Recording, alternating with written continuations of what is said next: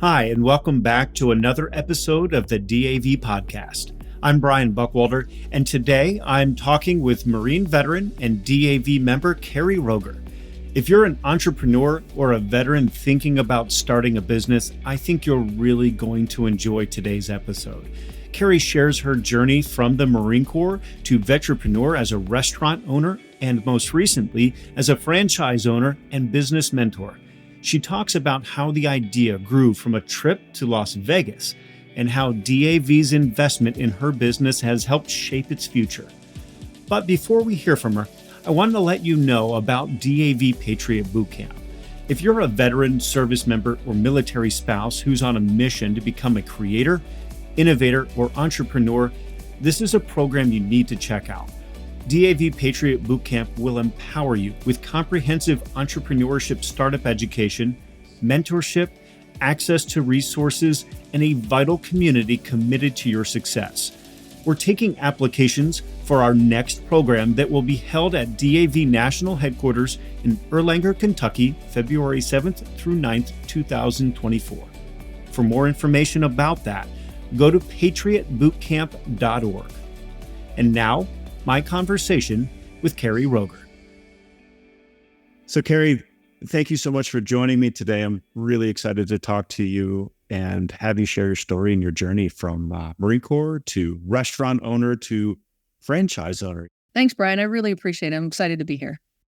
Yeah. So I've had the pleasure of talking to you several times and hearing your story and your journey. But for those who don't know you, I'd like to start with your backstory. How did you get into the Marine Corps? What was your reasons for joining? Just kind of take me on that journey for a little bit.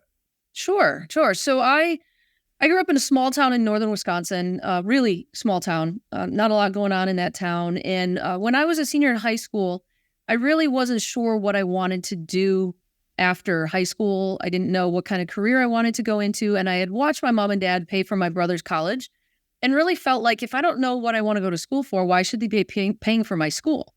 And so I needed a way to get out of town and do something different. And thus the military was a really good option for me.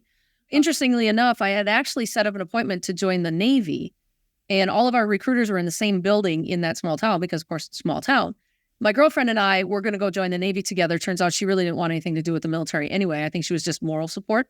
We go to the appointment to join the Navy, and the Navy recruiter is not there, but the Marine recruiter is right across the aisle.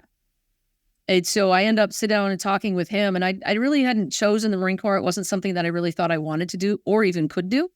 But he pretty much convinced me that I could do it and must have hit the right emotional core buttons to really get me fired up about joining the Marines. And so that's really why I joined the Marine Corps, is really just to get out of my small town and go experience life because I didn't know what else I wanted to do. As luck would have it, or as training would have it, I did very well on the ASVAB, and my billet for the military was actually a Russian linguist. I spent my entire career connected to 2nd Radio Battalion in Camp Lejeune. And then when Desert Shield and Desert Storm started, that was the period of time I was in. I started in 1988. And so when Desert Shield, Desert Storm started, our unit was called up to go in country. But for various and sundry reasons, I ended up not going. I ended up staying back in the garrison. And as we all know in the military, when you have budgets or you have billets for schools and things like that, if you don't use them, you lose them. And so we were kind of in that position right there where a lot of our unit was deployed, and it came time to use the billets for jump school. I ended up going to jump school. And so we went to Fort Benning, we did jump school. And then after jump school, my unit, because we had jump billets, we had actual jump billets where we continued to train. So I continued to train with the team in the jump billet and ended up actually earning the Navy and Marine Corps gold parachute wings, which was an interesting time because it turns out at that time, I actually wasn't even qualified to have those wings, simply because according to the Marine Corps order at that time actually said assignment of male Marines to jump billets. Mm-hmm. And so I clearly didn't fit the bill. I didn't qualify. So it was really an interesting time. They actually took the wings from me, but my commanding officer got into headquarters Marine Corps right away and had the gender removed from the Marine Corps order. And then they turned around and awarded the wings back to me, making me officially the first woman Marine to earn the Navy Marine Corps parachute wings. So that's my big highlight in the military. I did 5 years and left Camp Lejeune in 1993 and ended up going back up to Minnesota to go back to school. Okay. So, backing up a little bit, I mean, it was almost by chance you wind up in the Marine Corps. Obviously, it struck the right chord, and you spent some time in there. But how did that shape maybe who you've become? Like, did it have an influence on the rest of your life? Or was this like the Marine Corps was a moment that you're like, that was nice, now it's time to move on? Oh, I would say it has a 100% impact on who I am today. When we think about it, most of us join the Marines at 17, 18, 19 years old. This is when we're becoming adults. And so I think everything about who I am as an adult is based on what I learned and how I grew through the Marine Corps. There was a period of time when, like, shortly after I got out, there was that period of time where I was like, well, that was a chapter in my life. I'm done with that. I'm going to go on and do other things. But, Brian, it never left me. That camaraderie, that connection. Of course, as a Marine, we're really big on the traditions and the camaraderie and things like that. And so it never left me. So it was, I don't know, it was probably 12 years or so after I left the Marines that I actually came back to my tribe. Yeah. And it was difficult. We joined the Marine Corps League and my daughter was young. And so for many, many years, I was a member of the Marine Corps League, but often didn't attend because I wasn't going to get a babysitter in order to attend the league meetings. And so we started, kind of coming back around to our tribe. And I say we, because my husband's a retired Marine as well. So it was both of us at the time. So yes, I think my time in the military made me who I am, but it also was for a while a chapter. But I feel like now I'm coming back to my roots. And the roots are almost where your story now has really gone back to, because you and your husband, you were out in Vegas, right? Right. And that, once again, kind of a chance encounter changes the trajectory of where you're going in life. Absolutely. We had it actually really started right before that. It's an amazing journey. It was 2014 and a buddy called. They were over on the other side of town. It was November 10th. They were doing an impromptu Marine birthday and they called my husband and said, we need help. We don't know what to do. He was senior enlisted and these guys were more junior enlisted guys. So he runs over there and they have a really good time and all of this sort of stuff. And at that event, somebody handed him a card for a bar in Las Vegas that's 100% Marine theme. It's called the Leatherneck Club Bar and Galley. And they said, if you ever get out to Vegas, you need to go. Well, lo and behold, we were going that next January. And so that's when that's how we learned about the Leatherneck Club. And that's when we went to the Leatherneck Club.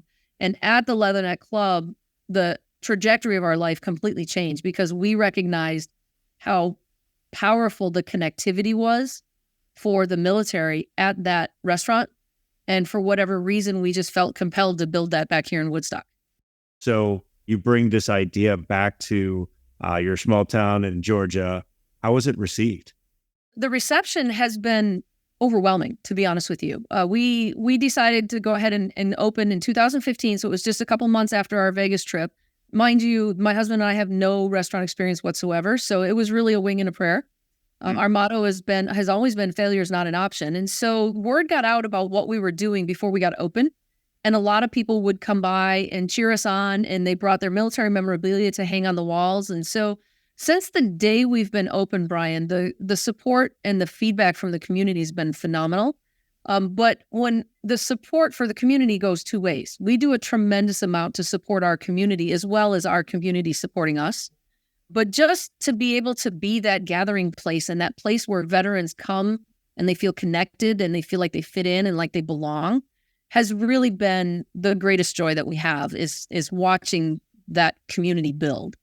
And I didn't get that. I mean, I knew what that was about before I went, but I didn't get it until I walked through those doors and I witnessed it firsthand. And that was just a typical Friday for you guys when I came up and visited you at your restaurant. It was incredible. It really was a touching moment when I would go up to these tables and just say hi. They saw me with a camera and there was emotions that were coming out towards me saying, this place means so much because I was able to share a story I haven't been able to share. I was able to connect with my family. I heard that it was not planned. It just happened. And it was incredibly moving. When did you realize, like, this needs to be in more communities Well, Brian, when we first opened, I was actually running another company. I was working in another environment, running another company. So I hadn't been able to spend a lot of time at the restaurant. But it wasn't actually until COVID when it really hit me really, really strong that this is what we need to do next. And I'll be honest with you, it was after Georgia reopened. So we'd been closed for 6 weeks. We made a complete pivot, went to 100% takeout. We had incredible community support to help us stay open. And then when we came back to reopening for dine-in service, I was there and I got to see the veterans walk in the door. And kind of like you said, when you walk in the door, you feel it. Well, when I'm standing inside and I watch the veterans walk in the door, I can see it. I can see how it changes them and that they stand up a little taller. They stand up a little prouder. Maybe their face lights up a little bit more. And that's when it really, really hit me. I mean, we've been thinking about it for a while that this is really good stuff and we got to do something about it. But when I could see it when they walked in the door is when I was like, that's it. This is what we have to do. We have to duplicate this in communities across America. And how do you go about doing that? Like, how did you go from, working in a completely different industry, becoming a restaurant owner? I mean, yes, I mean, we all get touched by emotions, right? And we all are affected by the stories we see. But honestly, I mean, not as many people take action, right? So how did you get this journey going to help you move into actually expanding and setting up what is now not Semper Fi Bar and Grill, but Rally Point Grill? Right. So as luck would have it, in 2020, I had decided to leave the position that I was working at. So by the time we got to the end of January, I was just looking to make a transition into a different company somewhere. And of course, the world shut down. Right. So anything that I had for offers on the table of where I was going to go to work was completely gone. And I tend to not sit still. I'm just not the kind of person who's like, oh, well, okay, well, that's what's happening. Well, then I won't do anything. So I started doing things. And because I had the freedom that I didn't have that job, once I saw the physical reactions of the veterans coming in the door, I knew we had to do something. And I knew that was the next step. So to get the ball rolling, the first thing we had to do is recognize that we had to change the name of the baby. Semper Fi Bar and Grill has been a great brand for us for, at that point, 6 years. But the problem was that even at that time, and even still today, we meet people on the streets, civilians and veterans alike, who have not been to our place because they're not a Marine, or maybe they're not military associated. And that's not at all what we're trying to accomplish. And so the other side of it was, too, is if we were going to franchise under the name Semper Fi Bar and Grill, now I'm only choosing Marines to be veterans because they're the only ones who are going to want to fly underneath a really, truly powerful Marine brand. Mm-hmm. So we got together and really started thinking about it and came up with the name of Rally Point Grill. When you look at the logo is designed actually to specifically touch a veteran. There's a lot of elements in the logo that touches all of our veterans out there, yet it's not overpowering like our Semper Fi logo is. And the Rally Point, of course, is a place where people gather. So it just made sense to bring it all together and call it Rally Point Grill. So moving forward now, we're actually taking the pilot store and we're relocating the pilot store about 500 yards to the north of us in a building that's twice the size. And that gives us the opportunity to really create that flagship store for our franchises as move forward. It has so many opportunities in it that we'll be prepared to show multiple revenue streams to a new franchisee as they come in with this new store. And so then, of course, as we're moving, we're also rebranding it to Rally Point Grill. So our current pilot store location in Woodstock, Georgia, by the time we get to December, will be moved and will be called Rally Point Grill. Wow. That's a pretty new revelation for those of us that are catching up on your story that have been following it for a little bit, but that's exciting. Yeah, that's a big one right there. I do want to touch, because this is an interesting too. I think this ties into what I wanted to talk about now. And it's more of the mentorship side of things. It's more of involving veterans. In 2022, you were the recipient of the Arthur H. and Mary E. Wilson Top Venture Impacting Veterans Award at the Veteran Entrepreneurship Success Summit in Washington, D.C. DAV, we are very invested in making sure that veterans have access to careers, to jobs once they transition out of the military. We have DAV Patriot Boot Camp, which is an incubator for creators, innovators, entrepreneurs. We have our job fairs and success summits that way. But I think from talking to you, knowing you, mentorship and this being engaged in this community is very important to you. Talk a little bit about your continuing education to become a business owner, a better business owner, and then your desire to mentor and help other veterans create their own successes through business ownership. Brian, you're spot on. It's really, really important to me to be able to give back to my community and to the veteran community. And seeing other veterans succeed is really, really great. And what's really cool is I get up in the morning and I pinch myself because my job is to create a successful business owner, a veteran who is a successful business owner. And there's not a lot of people out there who have that job. And it's really, really a cool job. I am a lifelong learner. When I was working full-time and running the restaurant, I also went to school and got my MBA because I don't know how to function any other way. I've done a number of certificates beyond that. I'm constantly learning. I just found a certificate of restaurant management that I'm seriously considering doing because there's always one or two little things that I can learn somewhere, but I'm constantly absorbing information, attending seminars, listening to podcasts and things like that, just to improve my business acumen just in general and also in the restaurant industry. The information is out there no matter what field you're in. Today, you really don't have to pay for an education. It's out there if you just go find it. I do love to participate when I can in coaching veterans, whether they're in the restaurant business or not. I'm always on social media and the different veteran business sites. And if people have questions or things that I feel like I can add value to, I'll add value. But what's really great about having a franchise, and now we have a franchisee over in Augusta, Georgia, is that I work with them every week. And we're constantly coaching with them and talking about, how are things going? What are the obstacles you ran into this week? Like this morning's obstacle was they got to the store and the power was out. And it's kind of hard to start a restaurant when the power is out. So, just watching them overcome those obstacles and how they're problem solving their way through that, but also holding them accountable to processes and systems that we know work. I mean, we've spent 7 years making processes and systems that work. And I know that when they're followed, they work great. So to be able to be in a position where I can see everything that's happening in that organization and ask questions about why things aren't working the way they should and help them get back on track is really one of the things that I love the most about building a franchise, is that I have that opportunity to work with the franchisees to help them learn to be successful. And looking at franchisees and just candidates who are veterans, from your perspective, how have veterans, or why do veterans make good business owners and just good in transition post-military? So how much time do we have?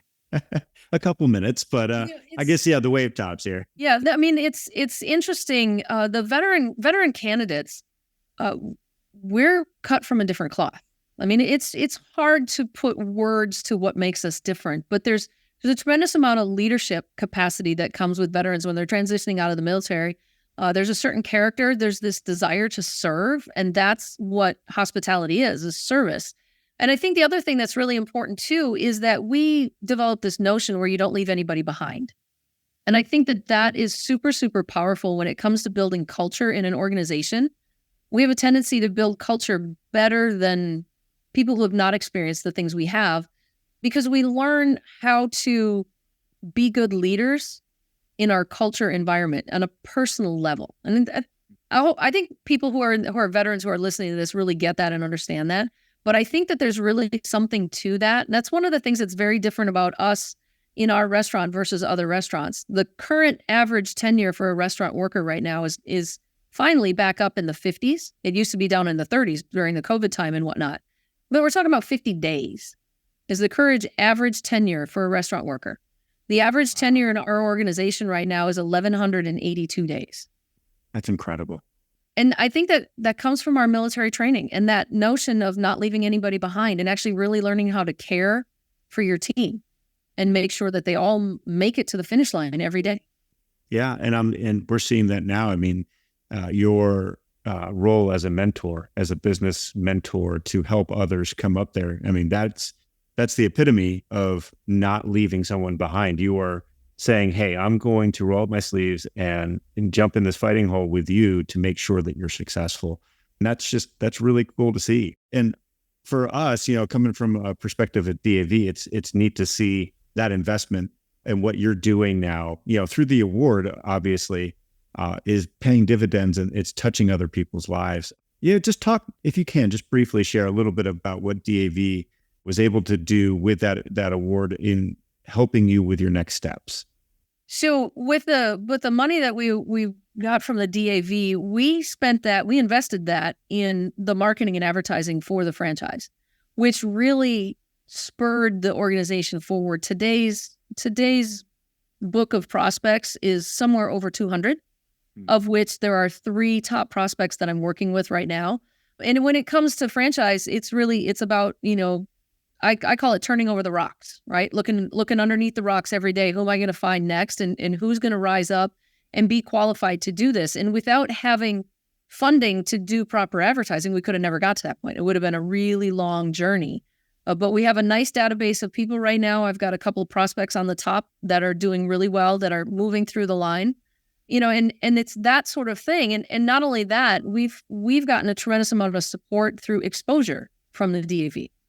And what's great about that is whether that leads to a prospect, what leads to a franchise or not, it actually was sharing our mission with more people, more veterans in the communities. So even if it doesn't lead to a prospect, one day it leads to a Rally Point Grill in a location and somebody's like, I saw that in the DAV and they're a customer.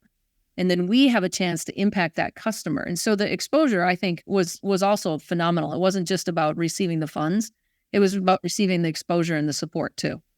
It's just veterans taking care of veterans, helping each other, growing, making sure that others see how our community works together, inviting others who may be not veterans into our community to have that education about who we are as people, who we are as business owners, who we are as just members of our community.